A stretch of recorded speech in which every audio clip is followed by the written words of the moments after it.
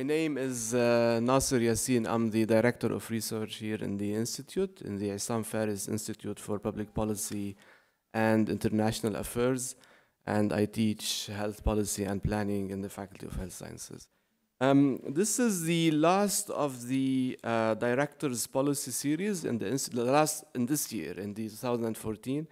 This is a series of lectures we do in the Institute where we invite think tank directors, policy research institute directors to present their experience, reflect on that, and so on. So we're glad today to have Dr. Aida Essaid, the director of the Information and Research Center in the King Hussein Foundation in Jordan. Dr. Aida will talk about her experience in the center. The center in specific, the mission of the center is to conduct and disseminate multidisciplinary applied research and analysis for practitioners, for policymakers, and it advocates to improve the well-being of individuals. So in addition to families, communities, and other vulnerable groups. So basically the center, and Dr. Aida will speak more than I know about it, and definitely I learned a lot from her presentation, helps decision makers in getting the right information, the right data, the right research to help them in making informed decisions. Specifically, it has a wide mandate, looks at families, looks at individuals that are in special needs, at youth and children, and so on and so forth. This is all in the spirit of helping policymakers and decision makers to improve their decision and based on evidence and based on research. Dr. Aida, just to introduce her, she received her BA from University of Toronto, where she double majored in political science and Near and Middle Eastern civilizations, and she received an MA in Middle East politics and PhD in politics from the University of Exeter. We're very proud to have Dr. Aida with us. I'll give her the floor for 30 minutes, and then we'll open question and answers for another 30 minutes. Before I start, just want to say that we have distributed my colleagues in the Institute a guest account and login details for the Wi-Fi in the Institute. The idea is you can help us in tweeting or in commenting on Dr. Aida's lecture while she's doing it live. So we're experimenting this, and we have now a hashtag, DPS lecture, which is the Director Policy Series lecture. So we're also experimenting in this. This will be tweet live. We have Facebook Live. So if you want to smile into the camera, do it now. Aida, the floor is yours. Thank you.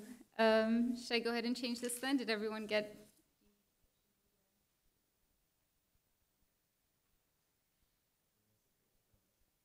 Okay.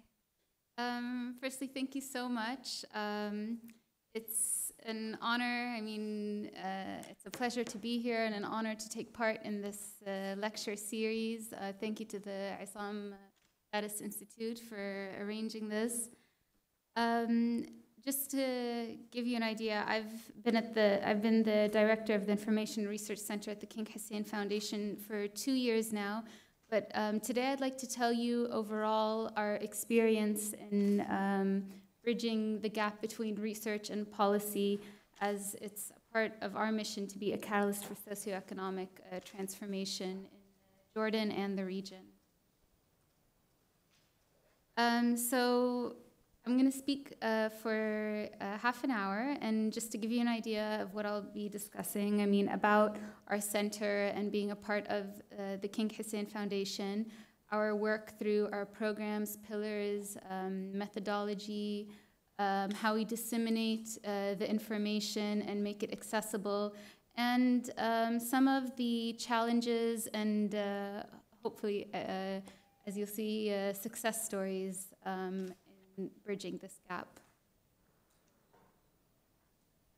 So just to give you an idea, as I mentioned, we are one of 7 centers under the umbrella of the King Hussein Foundation. The King Hussein Foundation is a non-governmental, non-profit organization. Just to give you an idea of our sister organizations, you'll see there's the National Music Conservatory, the Jubilee Institute, National Center for Culture and Arts, Tamwilcom, a microfinance company you may have heard of, the Institute for Family Health, the Community Development Program. But what is really key is that we each have our own specialty, but we all have cross-cutting themes, which I've listed here: human security, social equity, education, leadership, the importance of gender and cross-cultural understanding. And the way we work is that we have our specialty of, yes, research and dissemination of information, but at the same time, we work with our sister organizations to complement each other's works. For example, the National Center for Culture and Arts. We may have done research, but their specialty is interactive theater, and so one of the, a great creative way to disseminate research information is through, they would create perhaps a play to raise awareness on the issues raised by our research. And so you'll find that, yes, we all work independently, but many times we work closely together in order to pass on the mission of the King Hussein Foundation. So in regards to our specific mission, just to give you an idea, the Information and Research Center King Hussein Foundation, you'll see I refer to it as the IRC-KHF. It was initially launched in 1996 as the National Task Force for Children.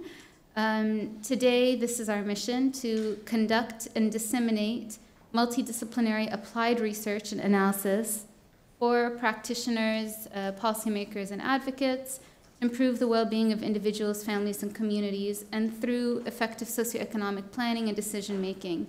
And when looking at the Issam Faris Institute's mission statement as well, which I think we actually have a great deal in common, because they aim to harness, develop, and initiate policy-relevant research, and it's our job as the IRC-KHF to make sure that information moves in order to do that.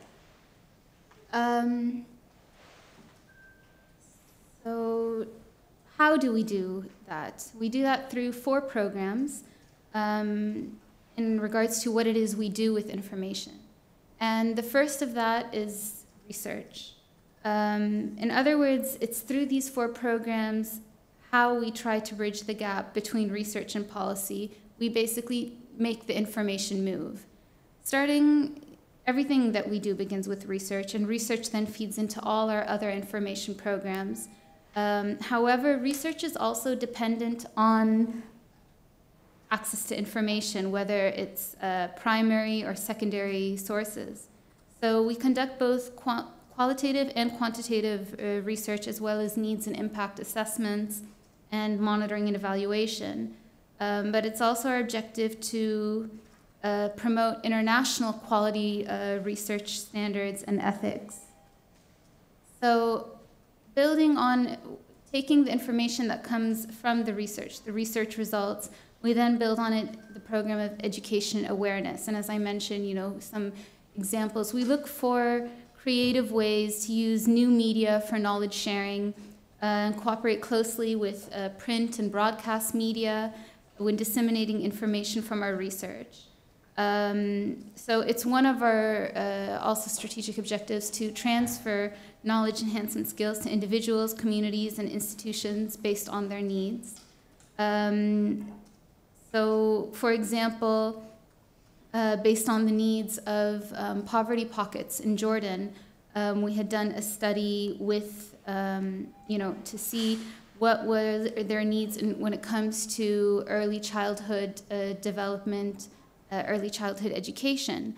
And based on that, based on the research results with UNESCO, we developed a kit, a family education kit for mothers of young children, in order to teach them what they need to know about their children's early childhood development, cognitive skills, and how to interact and communicate with the children, again, based on the research results. So that's one example of how education awareness builds on the research. Also, again, according to the needs, that kit was later on developed with the help of UNHCR, specifically for young children and mothers and families who had recently undergone distress from being relocated and becoming refugees. So building on that, advocacy, and that's where really the bridging between information, research to policy takes place. However, it can't happen alone. Education and awareness and advocacy need to go hand in hand, because basically, otherwise, you can't, research findings need to be shared with the public in a manner that will educate and raise awareness in order to support the call for a change in policy. So this is where it goes, again, hand in hand. Research findings can't be left in the hands of a research center or an institution and expected to make an impact at the policy level without these two steps in between. And again, it's not just a matter of moving the information, but delivering it in ways where the message can actually translate to the relevant stakeholders. And then, as you can see, at first, when we were working on our programs, we thought that it was cyclical. But actually, what we realized is that every single thing that we do is dependent on and feeds into access to information. So yes, when we begin a research project, any project, we begin with research in order for it to be evidence-based and based on the results, what comes next. But at the end of the day, everything that we do takes information, as well as we have to give back that information. And I know this is something some of us were discussing earlier today in a workshop. So this is in regards to what we do with information, but now what is that information about? As mentioned, as the title of my presentation today, to be a catalyst for socio-economic transformation. So focusing on socioeconomic issues, we actually have 3 pillars, which, as you can see, are social cohesion, equality and justice, and civil society empowerment. So the aim is not to simply identify discrimination, but ways to reduce and eliminate it through methods that empower those who are vulnerable. In other words, we aren't looking for the quick fixes. The policies we aim for come from recommendations based on evidence and advocacy positions based on universal human rights. So I'm going to discuss this a bit more in detail about, really, sometimes it's the hardest part of our work to work on issues within the context of our pillars, especially when the perceptions or attitudes of society don't see them within this context. Now, when it comes to, just let's focus on the research. It's not enough for us to just, collect the data, but it's how we do that. So again, focusing on certain standards, high standards, we design our research projects to be holistic and as inclusive as possible in the research methodologies. And so, having an inclusive methodology, one of the techniques that we use is peer or participatory research, where the target group that we are researching are actually conducting the research with us. So it's no longer just a matter of taking information from them, but also instilling in them the research skills in order to be able to carry out that data collection, and not just collect the data, but actually participate in the development of the research tools, the questions, the data analysis, validation of the information. So it's not just going out into the field and filling out a survey. No, it's actually interacting with the information and relating to it and analyzing it. So in order to do this kind of research, we've actually been for several years now the regional representatives of the Child Watch International Research Network. They initially had trained us in data collection methodologies with children because, I mean, it's not as simple as conducting a focus group or an interview, but no, coming out with creative ways to interact with children in order to collect information. So you'll find that we've done different things. This actually is a more recent project where we learned new activities for conducting data collection with children. This was with Save the Children. I'll talk about this project. This is with Syrian refugees in Jordan who are living with their next of kin, which is a form of alternative care known as kinship care. And so we had trained both the children as well as their next of kin, their caregivers, to be the researchers and carry out peer research in Za'atari camp as well as in the host communities in Amman. We've also done this, similar designs with women, youth. The idea is that they're actively involved not only in the data collection process, but also determining the scope of the research itself. Again, other inclusive methodologies, bottom-up approaches. We don't try to replicate what's already out there. We have one center. We're based in Amman in Jordan. But what we do is, in order to work with the grassroots, we work through community-based organizations. And depending on, the scope of the project, mapping them out and working through them as partners in order to reach to the grassroots, the target group that we're working with. So, I mean, at the end of the day, it's, in order to uphold our mission, we've set up, all these programs to link research and policy together, but it's not enough to just link it together, but to include those target groups so that they are involved in the process and they feel that they are owners in the process.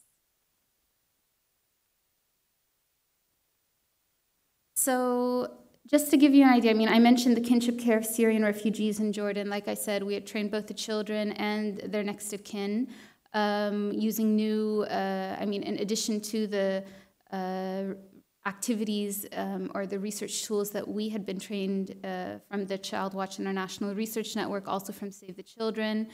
We're working with an organization called Handicap International, Beirut University, and the EU on strengthening DPOs, or disabled people's organizations, role in multi-stakeholder dialogue for democratic change in Jordan, Egypt, and Palestine. Again, working with these grassroots organizations for people with disabilities in forming their own research and then going through the process with them for advocating for rights for people with disabilities in the 3 countries mentioned. As part, of our pillar for civil society empowerment, we work with Management Systems International and Usaid on the Civil Society Sustainability Index for Jordan, which has been taking place since since the Arab Spring. MSI decided that this needed to be done on a regional level. But again, we like to look at, the interdisciplinary approaches. So, for example, another project we had done, which was funded by the EU, was the economic underpinnings of honor crimes. So, not just looking at, the legal side of things, or, of course, this is a women's rights issue as well, but also looking at, okay, if we look at it from another discipline, we basically saw that, for example, what was the level of education, the level of income, the socioeconomic status of both the victims and the perpetrators, to try to understand more why this was happening and how we can reduce it and eliminate it. So recommendations based on that. Of course, for example, the findings show that most of the perpetrators of honor crimes usually haven't finished school. Again, the socioeconomic backgrounds and so on.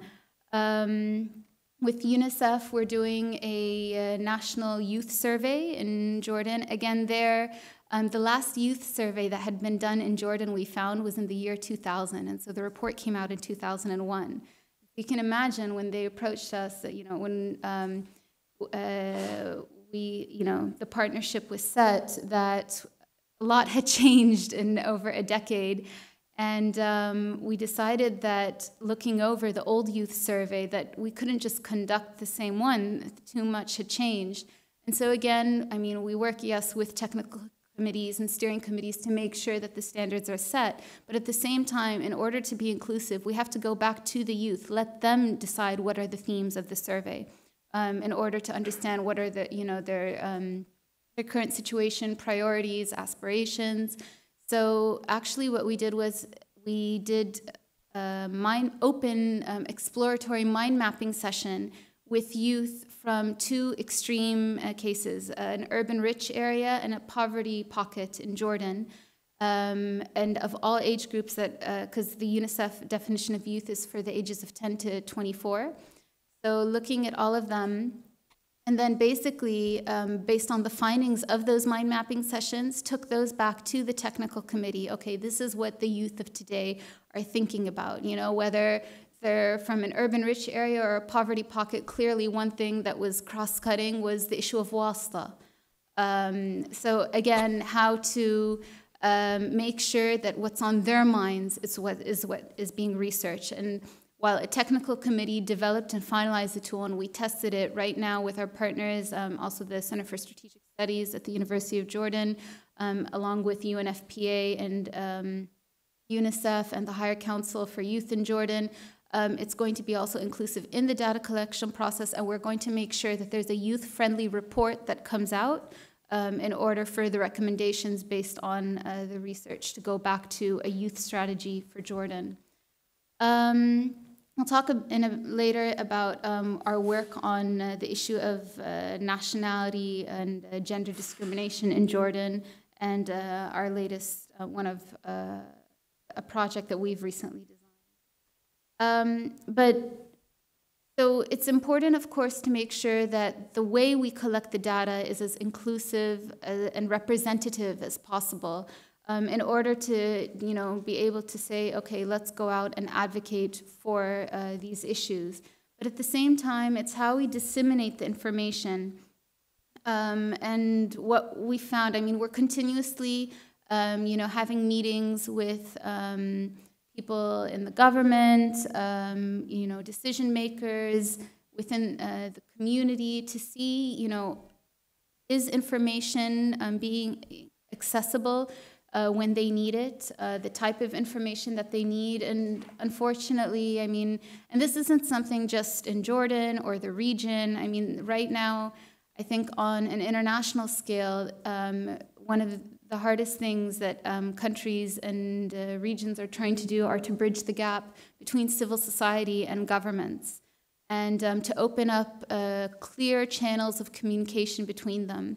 And when it comes to research, though, it's a little bit more difficult because, let's be honest, nowadays, how many people actually read a full research report from beginning to end? So we're always looking for, ways. Yes, we have workshops and roundtables and press conferences, but one of the things that we found is that policy briefs, at least for policymakers, are the best way just, to give the idea of the situation, but to get to the recommendations, what can be done. And then if more information is needed, the full report is available. But also for dissemination of results to the general public. Yes, I mentioned, for example, creating a play to go to the local community, but also, now we have, thanks to internet and social media, we're finding more and more that, videos, infographics, they can go viral, and they are, not advertisements, but they give a glimpse of what the research findings show. Now, we also, in addition to these things that I've mentioned, as well as working with our sister organizations, we also have other partners that we work with who use creative methodologies.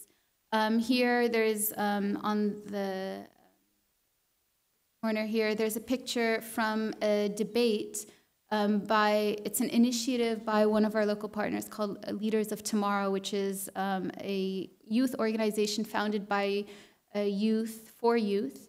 And this was for an advocacy project that we had done about the issue of Jordanian mothers married to foreigners. And this was actually done on Arab Mother's Day in March in a public area in Jordan called Rainbow Street, where people passing by can just come and participate in the dialogue.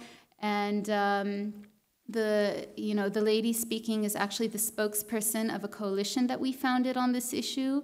And the opposition, he is a editor of a well-known newspaper in Jordan, and basically just a public debate where the audience could actually interact and ask questions and participate in the dialogue on this issue.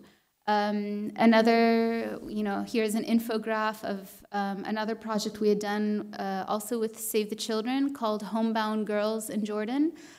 These are girls who are pulled out of school before the age of 16, which is technically against the law. And as the title describes, they're homebound. And so they, based on our research, had done articles and whatnot. They're a citizen journalism site, also very popular in Jordan and the region, as with Leaders of Tomorrow. And so working with them, the idea is that we share the information and then we work with partners who have other ways of getting the results, to get the information, again, moving. As I mentioned, policy brief, this is for the coalition that we founded. It's called in Arabic, Jinsiyati Haq li Ailati. My nationality is the right of my family, speaking from the perspective of a Jordanian woman who currently is unable to pass on her nationality to her children. Now, just to give you, a quick overview, the policy brief in the end, just what is the situation? What does the legislation say about it? What are the other factors that it has to do with? Frequently asked questions, and then recommendations to the policy makers. Just very clear, very simple, getting the information across. And then going to our, again, as I said, everything that we do is dependent on and feeds into access to information. So what we found is that in order to keep information flowing and moving, even after, projects have ended, and organizations or institutions like ourselves, where we're mostly project-based, we have to make the information easily accessible even after the project has ended. So we've actually created something called Haqqi Information Zone, and it's basically an information platform. I'm going to quickly show it to you. Here's our website on Haqqi Information. Takes you to this very simple looking page where, similar to Google, you can, do a quick search, and what you'll have is information that is, here are the research results. I zoomed out just so that you can see, on the left there are all these filters that you can choose. In regards to what year, language, the human right it applies to, the target group. But going back to the information itself, you can see that if you like, there are also brochures about this. The information is divided into the 3 types of information that we find are the basis of all research. One, the legislation, because we always do a legislative review to understand the situation, the topic or the scope that we're working on. Research, whether in the form of policy briefs, training manuals, conference proceedings, reports, and media. Unfortunately, we couldn't classify all media. It was very difficult. Our technical committee for this project decided it would be too much to try to keep up with. But we have included infographics and videos. And Haqqi stands for, in Arabic, of course, it means my right. It stands for my right to access information. But it also is because the information has been classified according to the Universal Declaration of Human Rights.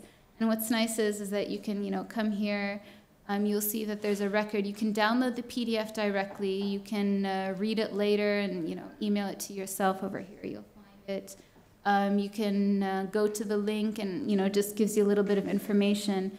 And this is basically the information that you wouldn't otherwise find in an electronic, journal database in a university, because this is a lot of the information here. Yes, we have some journal articles, but also the research produced by civil society organizations, which usually aren't as easily accessible. You can also, if you're not sure what you're looking for, you just click on Browse by Right, and we've made little icons for all the universal human rights, clean environment, freedom of religion, freedom of expression, where again, here's right to access information. You get all the data results.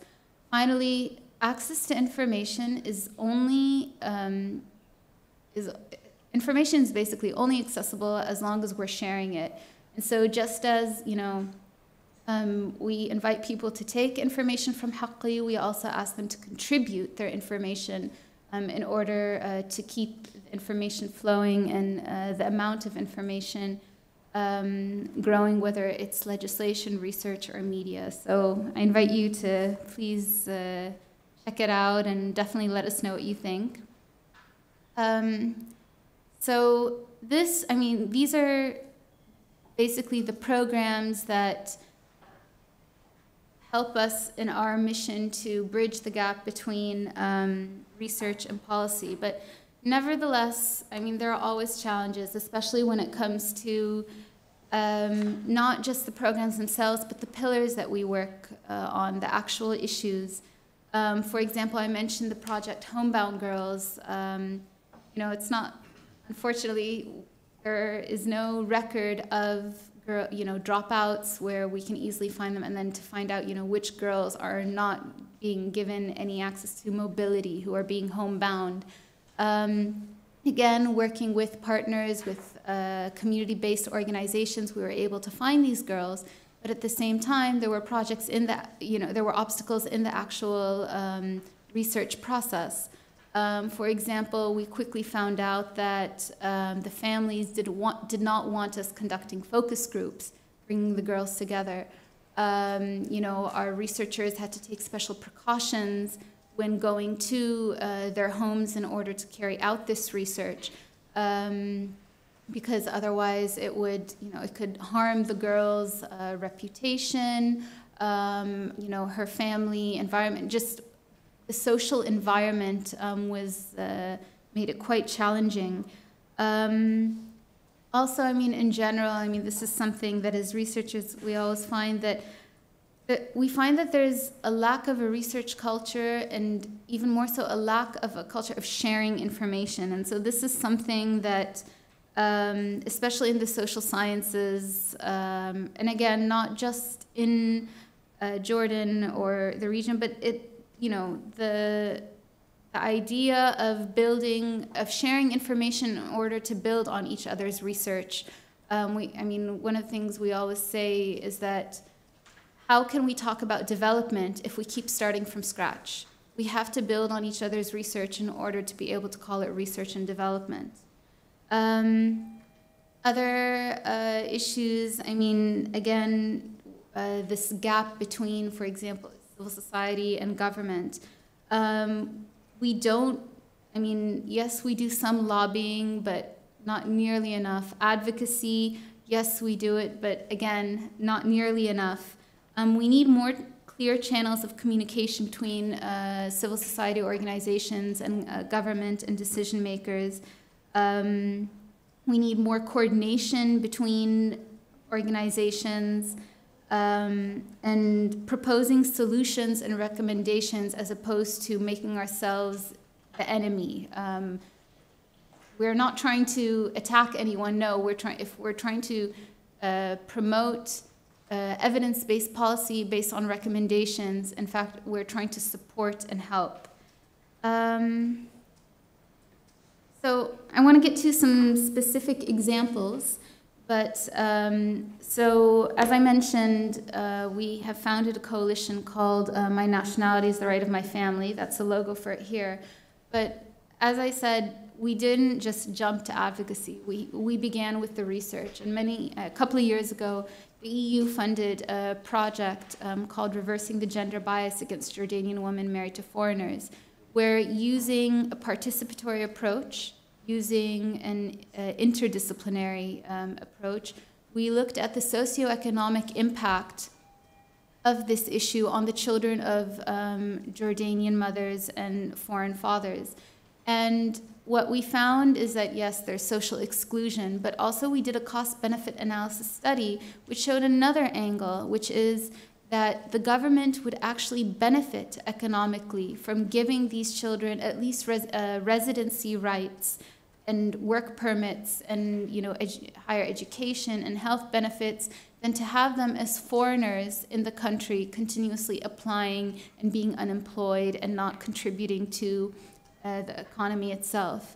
Now, having completed that research, we did some education awareness about that. But what we found is that in order to move on to advocacy, we had to decide what our official position on this issue was.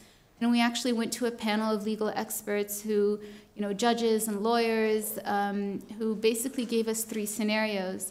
One being that we aim, our position be for civil rights of these children, and a second scenario was begin with civil rights with, a gradual process to political rights and full nationality, and then the third one being full nationality.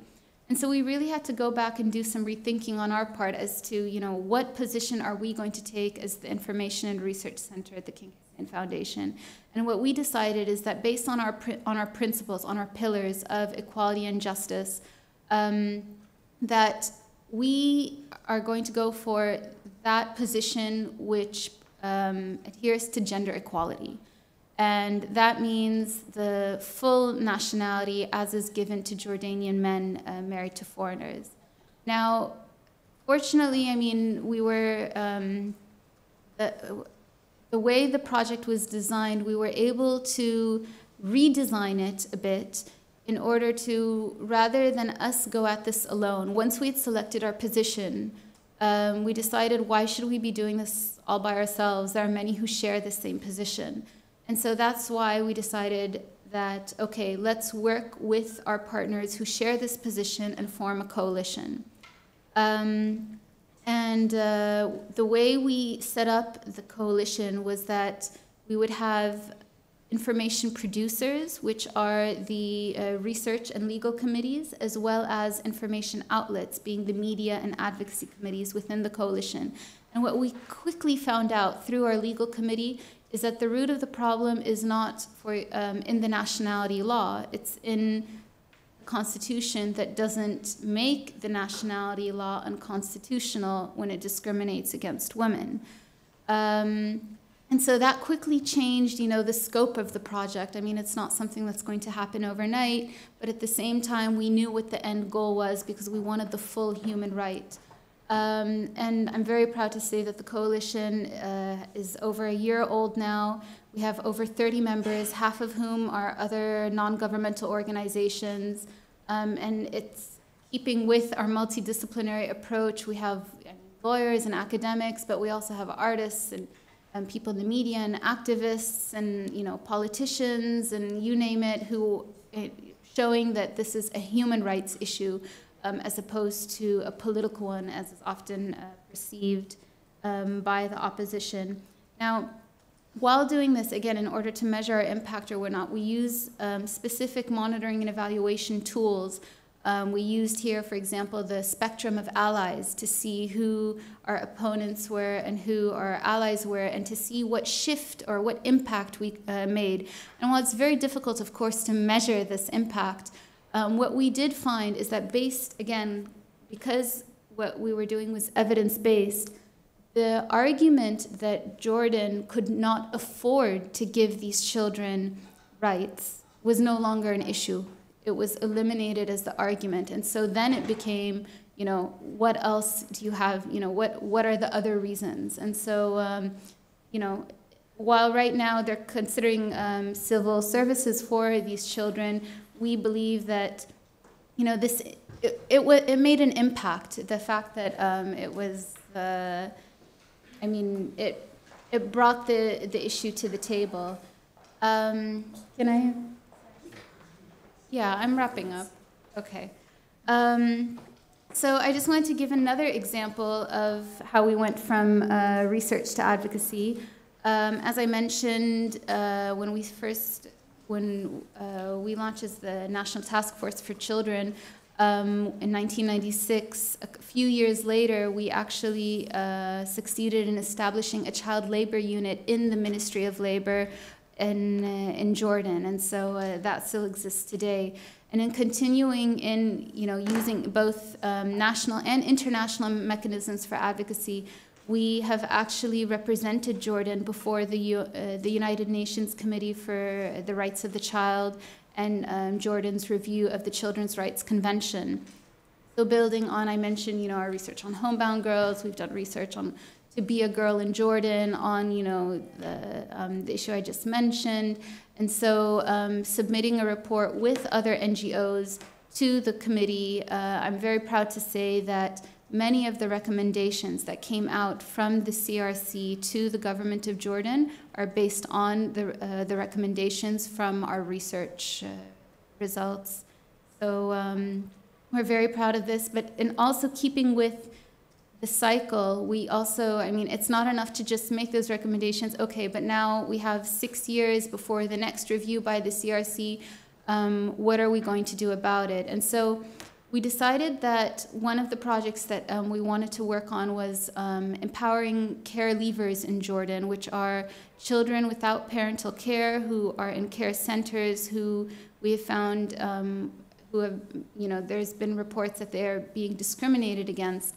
And so working with FHI 360 and USAID, and here I've put together what is the research design we have made for this. And this is really based on our years of different research projects, what we are now testing as a new model for research design that will help us, you know, build our, you know, bridging the gap to policy. And so you know, the information at the top of the triangle is really the information that we find here: literature, legislation, and media coverage.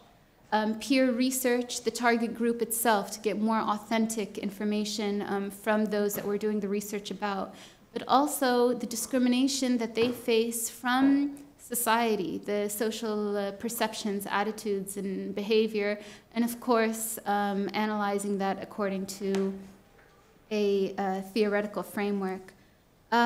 So I'm just going to conclude. I mean, at the end of the day, going back to, you know, the title and our missions here at whether the Information and Research Center or the Islam Faris Institute, you know, how do we bridge that gap between research and policy? And it's about making the information move. And here, I mean, you'll see that we actually use this quote on our bookmarks: a little knowledge that acts is worth infinitely more than much knowledge that is idle. Gibran Khalil Gibran.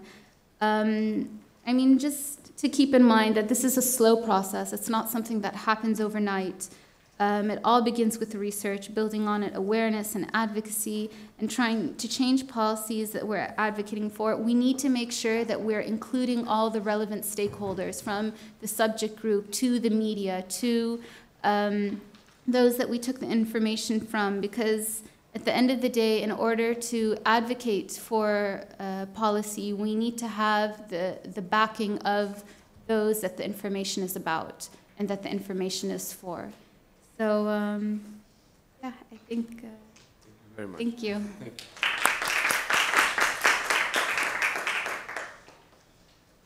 Thank you very much. We'll now open the floor for questions. The way we'll do it, we'll have 2 or 3 questions, and then I answer them, and then we keep rolling.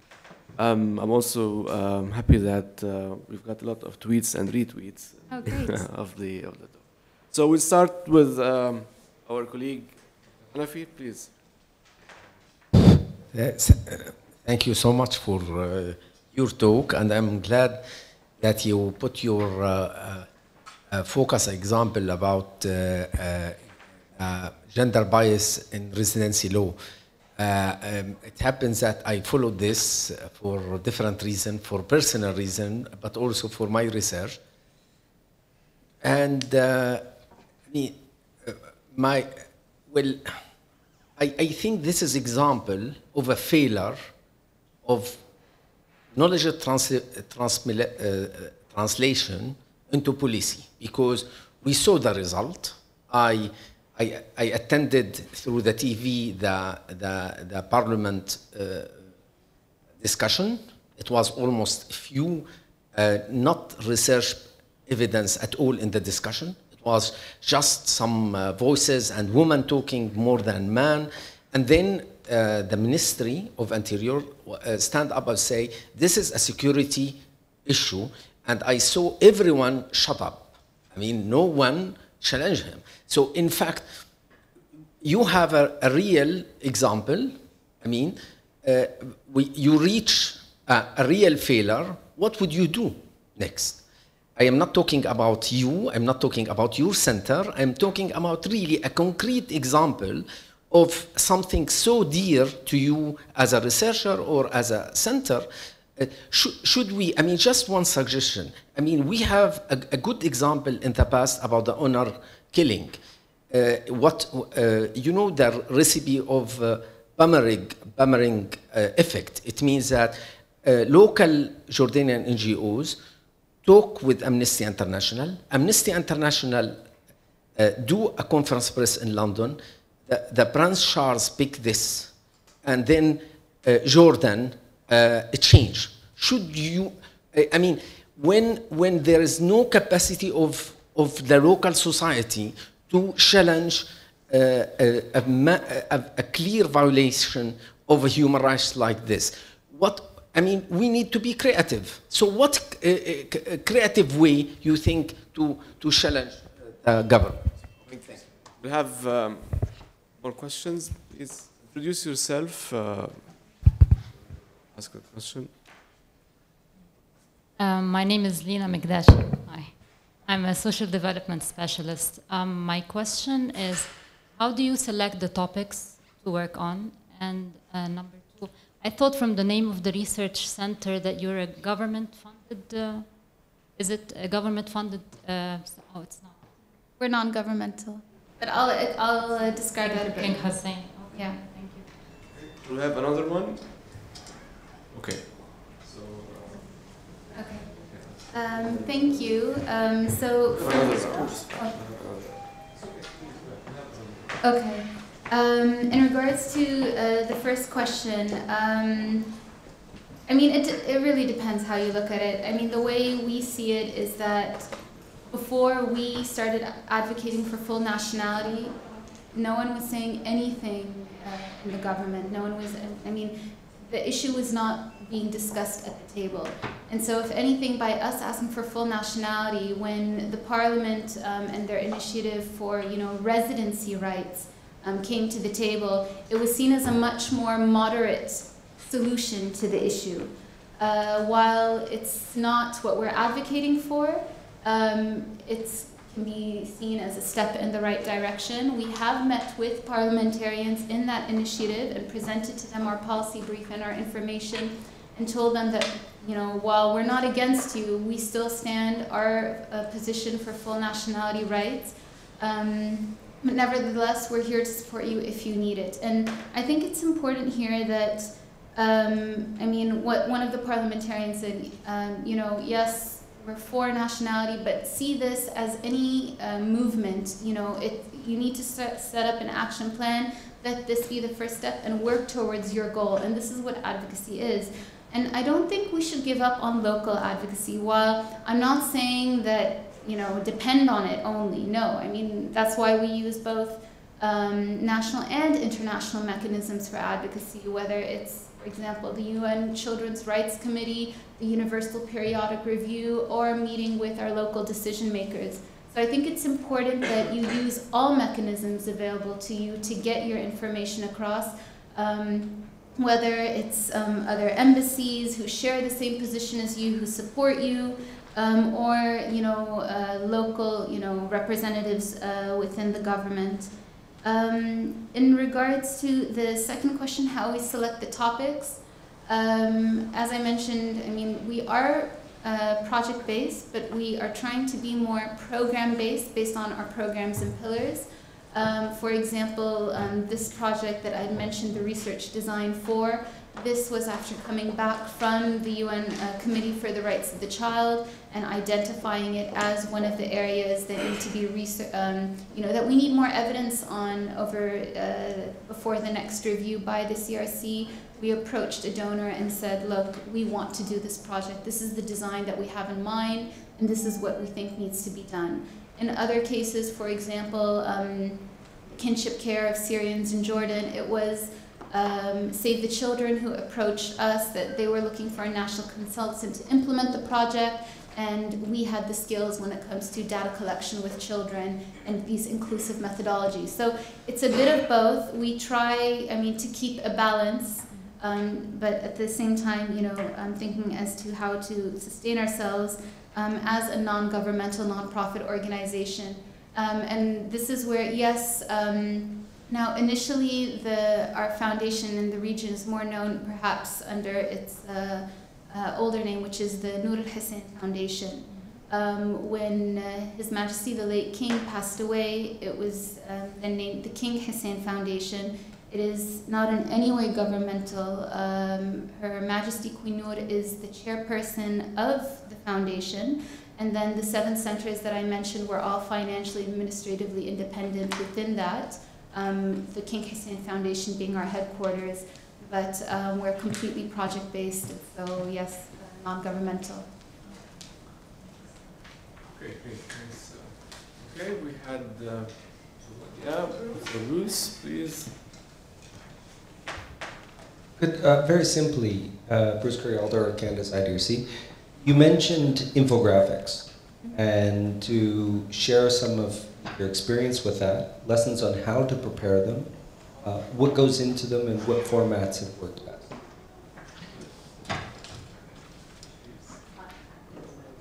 Yeah, just for the camera.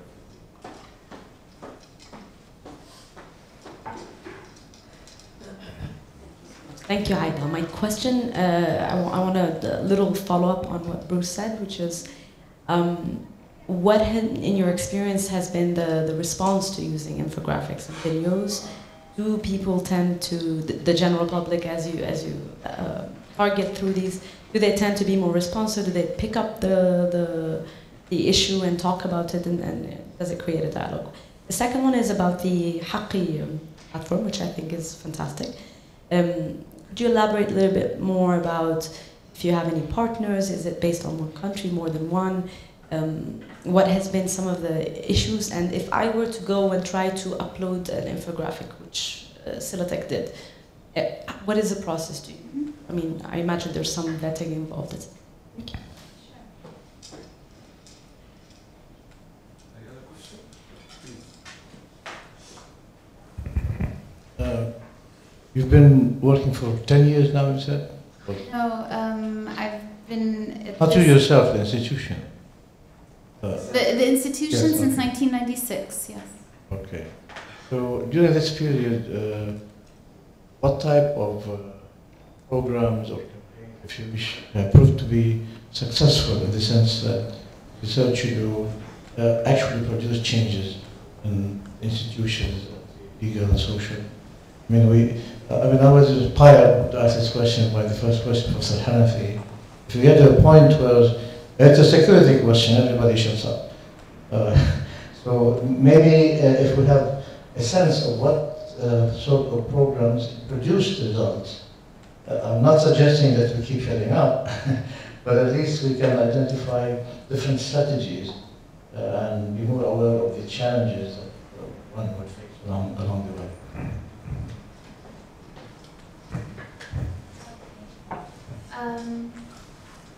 So starting with the question on infographics.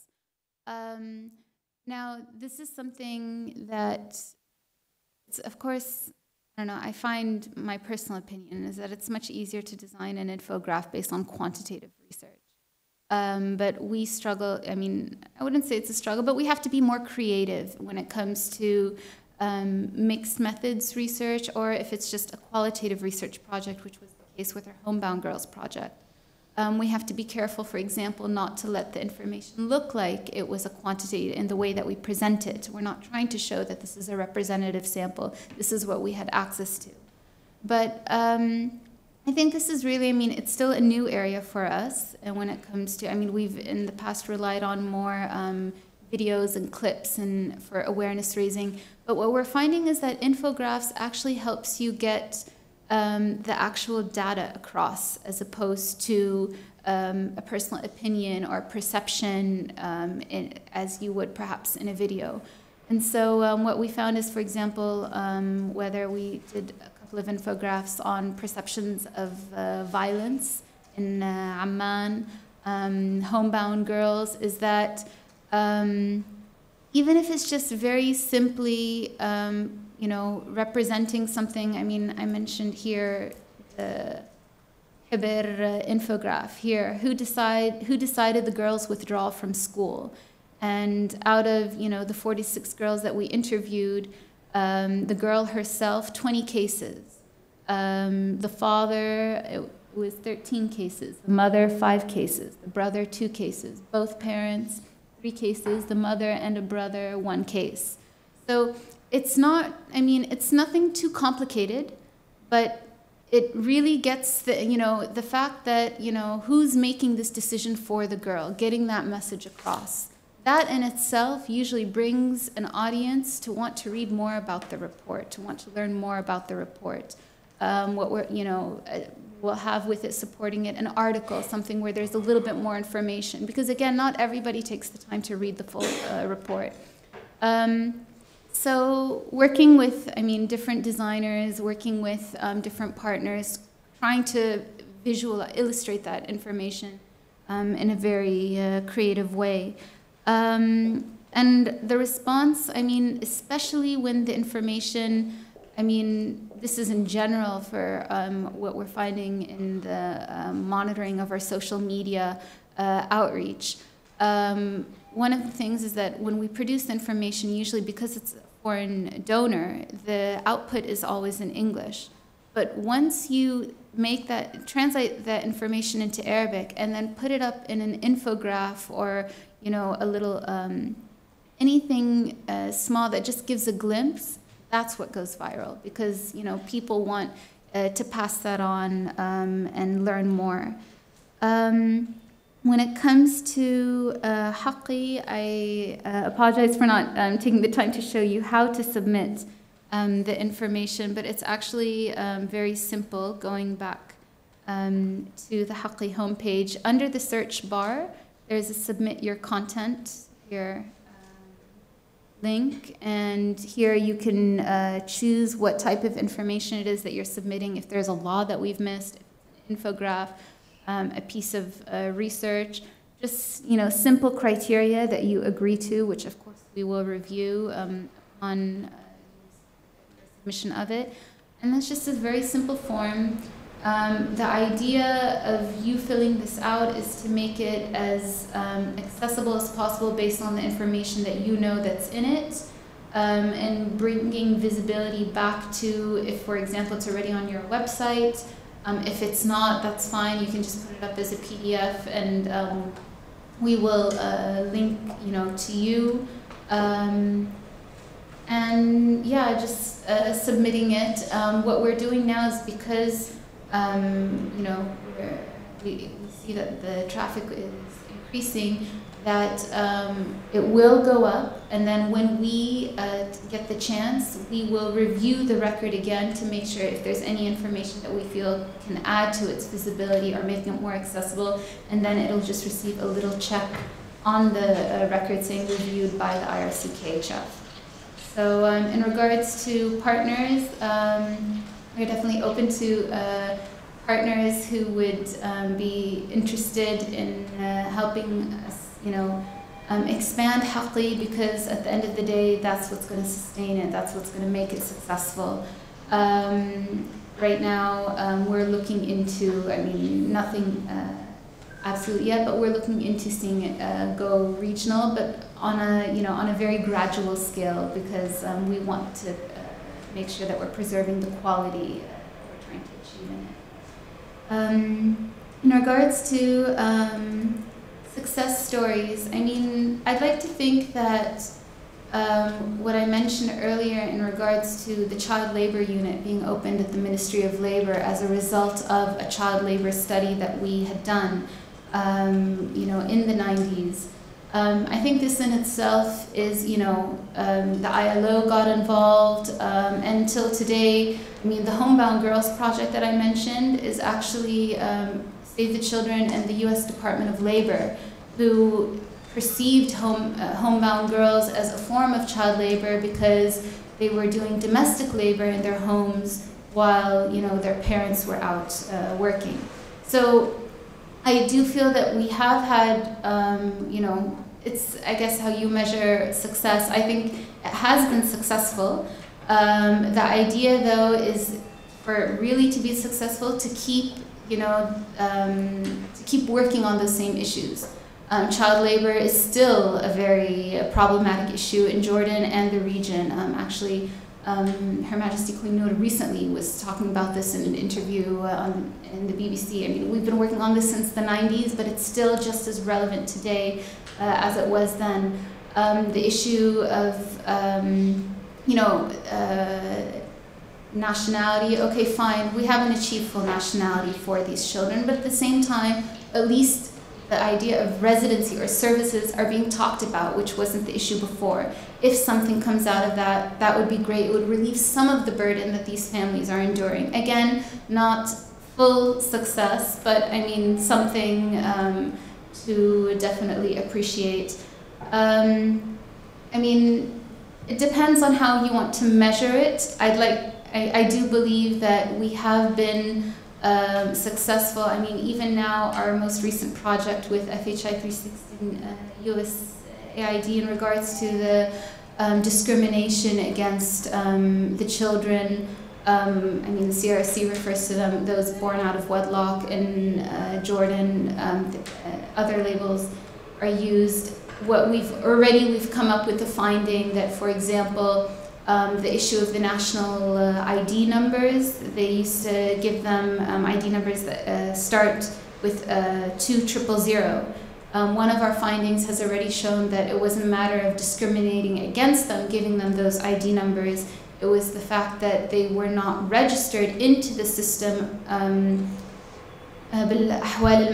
until the year 2000, and so what happened is that they all ended up getting a number starting with the year 2000. So, it's, the findings, hopefully now we'll see the impact, but I think overall there have been successful strategies, but I can't pinpoint two strategies that are the same. I do believe that with each project, depending on what the research has identified as the problem, the way we advocate for the solution has been also different. So I hope that answers your question. Can I comment on that? Please. Yeah, please. I mean, the way I look at it in looking at our culture in general, to use a metaphor of Desaf Ali Awati. So the ceiling is determined by security pertaining to the political system and religion as interpreted by those who have assumed exclusive authority to interpret it. So given these two authorities, you have a very low ceiling. Now, below تحت السقف, there are many things you can do.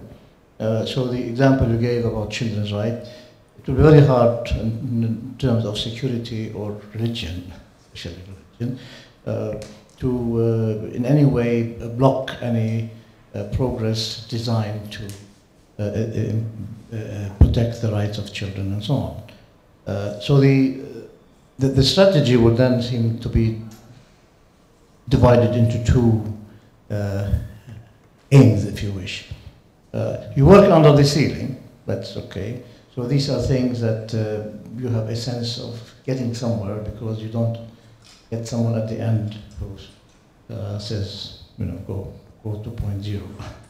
The other more challenging thing, and that's, I don't think that any particular single institution or set of institutions can achieve, is to hire the ceiling.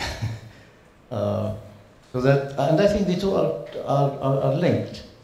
One may seem impossible of achievement, but we don't want this to be a self-fulfilling prophecy. So, and then would it be correct to say that institutions like yours simply work under the ceiling? There's no serious effort to in any way lift the ceiling. I mean, going back to the example of, for example, the nationality issue, I can tell you that that's the thing. That's what we did succeed in doing, in lifting the ceiling. Up until then, nobody wanted to talk about full nationality rights for these children. And nobody wanted to see it as a gender equality issue. They always, you know, took it out of context and, you know, the opposition made it into a political issue. Or, you know, the excuse, the economic one, that we can't afford it. Now, I mean, what I do think we have been successful in doing is that we have shown that there is a presence who is not afraid of advocating for the full rights, whether, you know, I mean, whatever the context may be, we see it as a gender issue, a human rights issue.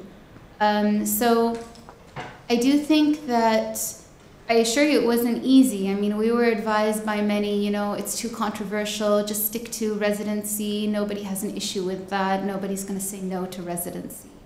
What we're finding is that even when we said nationality and the parliament is discussing residency, it's not even residency rights. We're talking residency services. It's more welfare services, and it might be on a pick and choose basis. It won't be applicable to all children and women married to foreigners. So no, I don't think we're afraid, I mean, of raising that ceiling.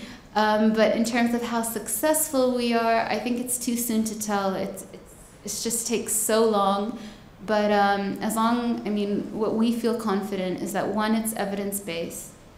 Two, we're not doing this alone. We're not trying to do this alone. If anything, we want to cooperate with those who share this position, whether in the government, civil society, whoever it may be.